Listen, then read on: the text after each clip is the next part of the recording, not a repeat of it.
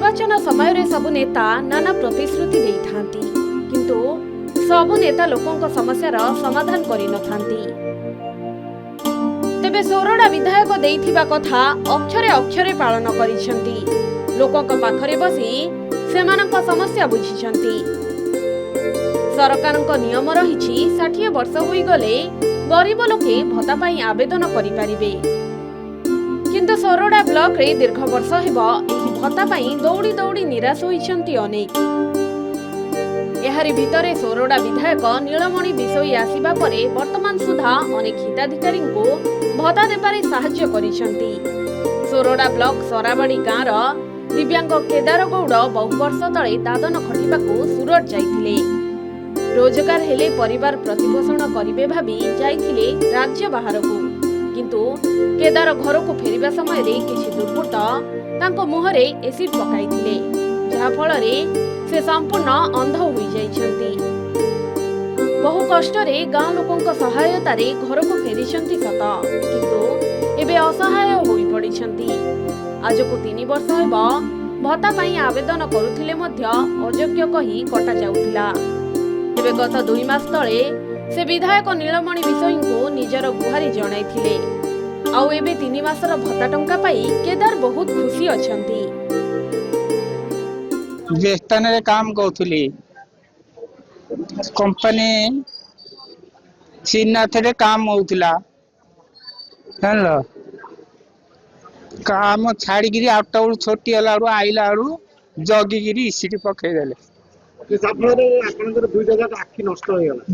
आखि नष्ट आखि नष्ट गाँ को लोक द्वारा आइली आमर पिला गले मोर एति विधवा 2 वर्ष है बंद थिला एबे मास करी विधा संस्था एबे देले।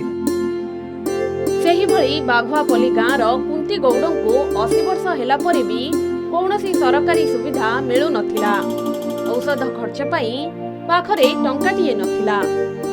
एमिति कि तांको पारालिसिस होइथिले भी भत्ता मिलु नथिला किंतु वर्तमान रो विधायक सेही वृद्धांकु निजे भत्ता बंटन करिसेंती। 3000 पाइली हंसी आइले हंसी देले विधायक निश्चित रूपे दुख शुणी आपनकर हमरे मो दुख शुणी मो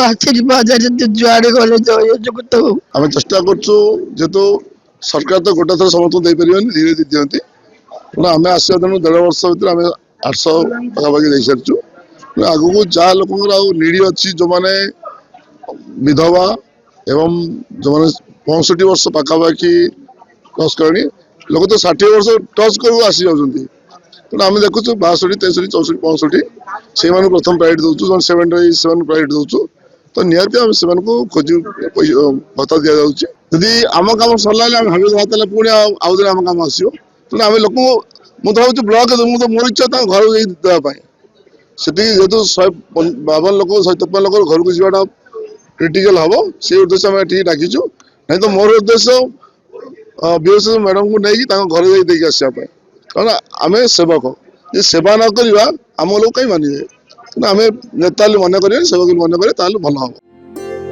सबठारु बड़ कथा विधायक निजे दिव्यांग असहाय लोकंक पाखकु जाई भत्ता प्रदान करिसेंती।